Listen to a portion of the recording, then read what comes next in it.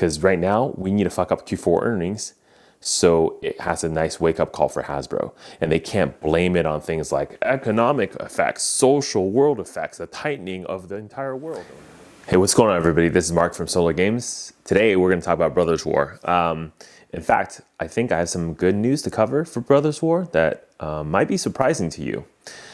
So I've kind of looked around the internet. I haven't seen anyone else talk about these topics, so I think we just need to have an honest conversation about them. Brothers War has two parts I've seen recently in the market. That is actually surprisingly positive, I think, for not only Brothers War itself as a set, but also for the future of Magic. All right, so let's start with the first one. If you haven't noticed, go to Scryfall, look up Brothers War, look at all the cards from the set, and you'll notice that there are no showcase cards this set. Now, before you come back to me and say, hey, but Mark, aren't you forgetting the retro art frame, the schematic art frame, the Transformers? Yes, I agree. There are always these special, weird things, but there are not actually any special showcase cards for this set.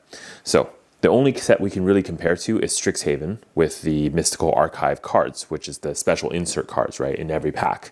That is equivalent to the retro artifacts of this set. Now, if you think about it, in Strixhaven, in addition to those cards, we also had special frames for the showcase frames for the cards in actual Strixhaven itself. This set is different. There are no special showcase frames for Brothers War at all. Now, this is a light at the end of the tunnel. Now, I don't know if this is a mistake. It could be, right? Somebody at Wizards is like, oh, shoot, I forgot to put those cards in there, guys. Maybe they're product testing. Maybe they made a mistake. I have no clue. But either way, this is actually a good sign because, as everyone knows, if everything's special, then nothing is, right? I mean, they don't even care about these things anymore. They don't care about the amount of product they print. But maybe they're starting to think, hey, these showcase cards have not done anything. In fact, if you look at all the market data from when Showcase started, Eldraine, I think, the only set that I see that actually has showcase cards worth more than the counterpart in the normal frame is Eldraine. Maybe Neon Dynasty. Those are pretty cool too. Now, no one knows what those cards are going to do 10, 20, 30 years in the future, even 2, 3, 5 years, right? But I can tell you the amount of showcase cards they print in those set boosters, these cards are not going to be worth anything. Maybe the rares, maybe some of the mythics are there a little bit more chase. People are going to have them. But as you remember, like double feature with the whole black and white thing, nobody really cared, right? You got like Art Deco from Streets of New Capenna, nobody cares. I mean, don't get me started about like all the Dungeons Dragons cards with the freaking parchment paper thing. Nobody really cares about those. In fact, those were uglier than the other version, right? And then of course, like what's the joke on the Modern Horizons 2? Hey, did these guys even draw their cards? They didn't even finish drawing these cards and they're selling that to us, right? So you're getting like the sketch. So the current state is nobody likes Showcase. Pretty clear data market across the board. And anybody at Wizards who tells you they don't look at the secondary market, they're full of total shit. Okay, these guys are always watching the second market like a hawk. They probably know what's happening with all the card prices better than we do. They also probably have a good understanding where the card prices are going to be based on whatever product they're going to release in the future. Just so you understand, because you can't design Secret Lair unless you have that data, right? You can't sell a Secret Lair that has cards that are worth $2 for $25, $30. That's why all the Secret Lairs always feel like, hey, you're getting a pretty good deal because they know where the cards are, the price. So, yeah. So that's actually a positive. If it means that they do showcase properly, which is no showcase, and this goes in the future as a message of, hey, we're not going to do showcase anymore, or we're going to at least pause it for a little bit until we know what the fuck is going on, then that's actually a good thing, right? Maybe this is the first set to not have showcase for the next foreseeable future. That might not be a bad thing. Now, I don't know if that's true, just simply because I feel like, our cards are getting a little bit more and more varied. From just having a draft booster box with one type of cards and foiling, we are now having like 7, 8 different types of different styles, arts, serialized, not serialized, foil, rainbow foil, this foil, that foil, etch foil, flying in the face foil, space foil, galaxy foil, chrome foil. It's getting a little too crazy. So All I can say is at this point right now, reducing the complexity, reducing another type of cards is positive. My only fear is this is by accident, or it's just Wizards saying, hey, we have special frames that we're introducing for the retro artifacts. Let's not dilute that by having also special frames for the showcase cards. Because I actually have an idea or thinking that the showcase cards for this set was meant to be retro frame, meaning they originally thought they're going to do some of the cards in retro frame, but that equity, because everyone likes retro frame, they're going to use that for a different set in the future. We already kind of have an idea, right? They loved it for Time Spiral, so they're going to do it again. Okay, on to the second topic. If you haven't seen the prices for pre-release, if you have not seen the single price market for this set currently, by the way, right now, as I'm recording today is Sunday, November the 6th. So the set is not out. Pre-release is to happen this weekend. So in about 5 days, we'll have pre-release. And that's when the product becomes a little bit more available to the market for the singles. And of course, really the floodgates will release the week after. So that's going to be like the 18th is when really the full product comes to market. Okay. We're heading into pre-release. Prices are just tanking. Right? So as a seller on eBay, I normally will see pre-orders of maybe 120 pre-orders, again, for each set.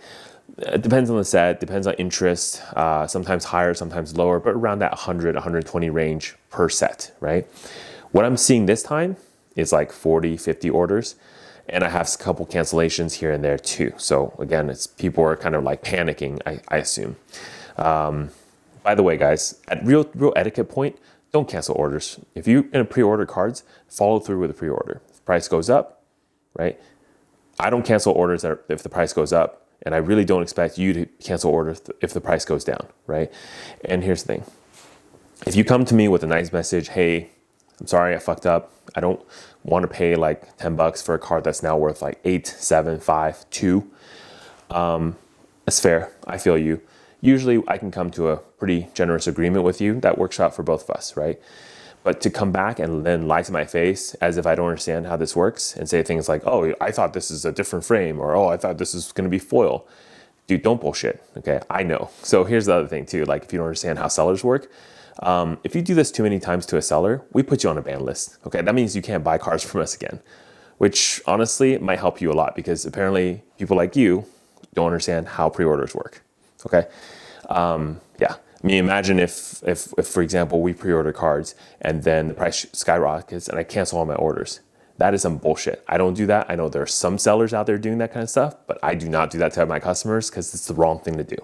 But I agree. I feel it's fair if we have that agreement on both sides.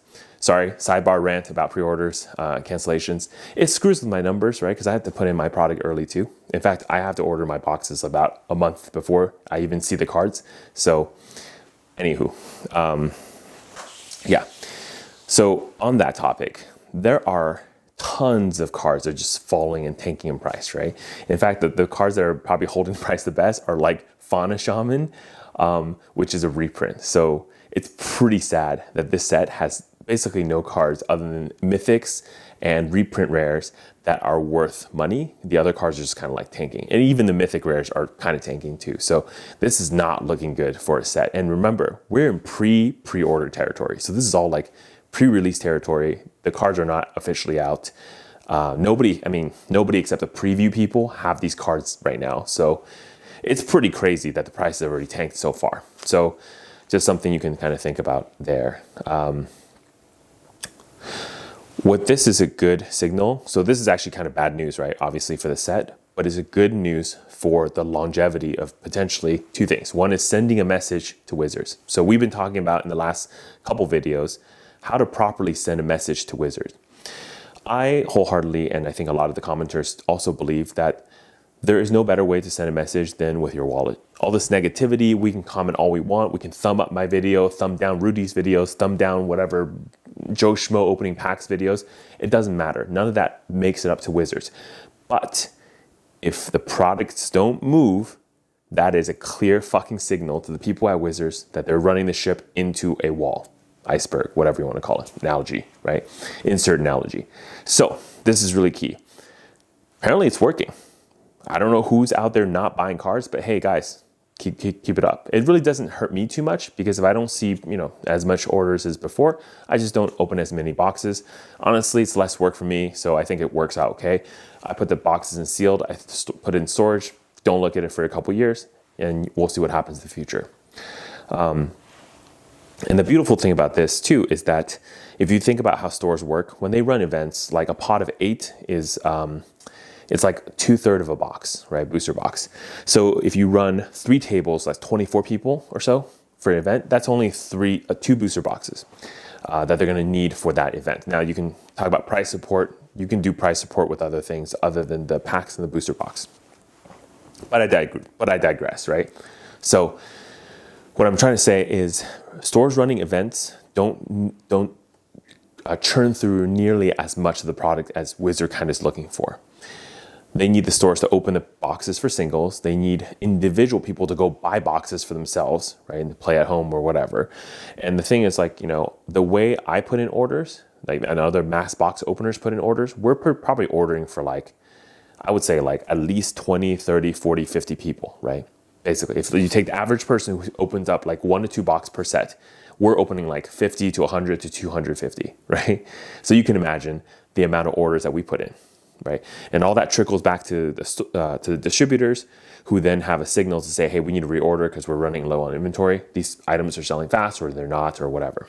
So most stores will max out their pre-orders, but after that, it's really the key.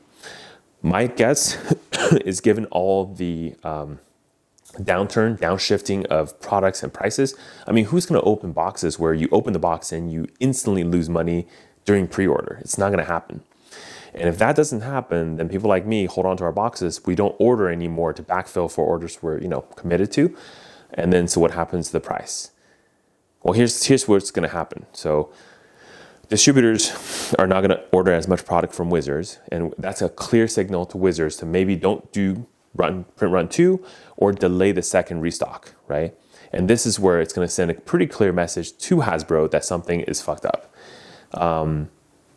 So I think in some ways, long term, people not buying the product is actually great, because that, more than anything else, all the hatred, vitriol that we have on the internet, that's actually going to send the real message to Wizard. So good job, guys. I don't know who's doing it. I guess maybe we're all doing it, so that's good.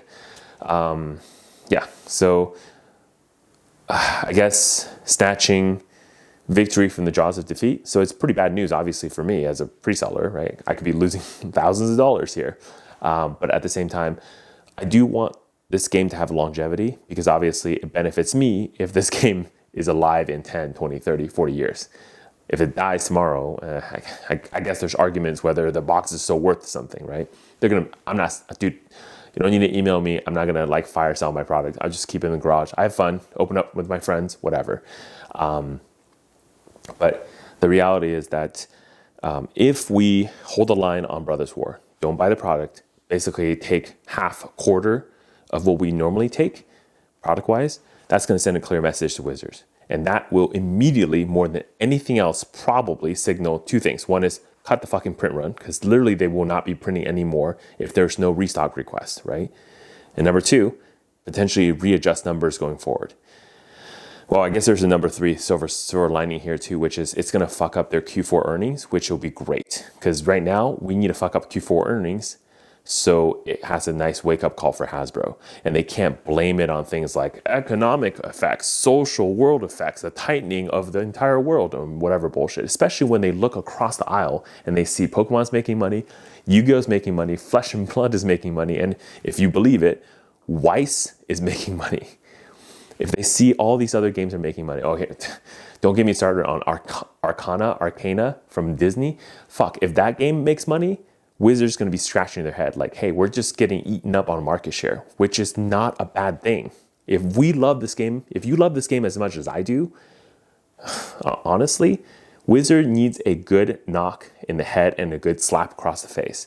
And I feel like Brothers War is kind of doing that right now for us, for them, whoever. So I don't know what to say, man. Keep it up. We're doing something, celebrate, go eat a carrot. I don't know. It's good. It's good for you, by the way. It's Mark for Solo Games signing out. Hold the line, guys. Hold the line.